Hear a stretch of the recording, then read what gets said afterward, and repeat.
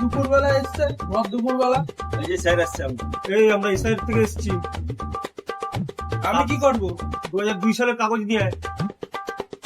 কাগজ তো কিছু নাই, একটা ছবি আছে, আনবো? নিয়ে আয়।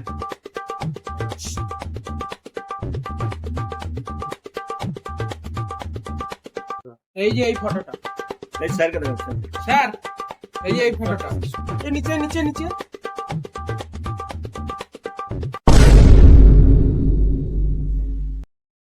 শুয়োরের বাচ্চা, আমার মা ভুলভাল বাড়িতে নিয়ে এসছিস।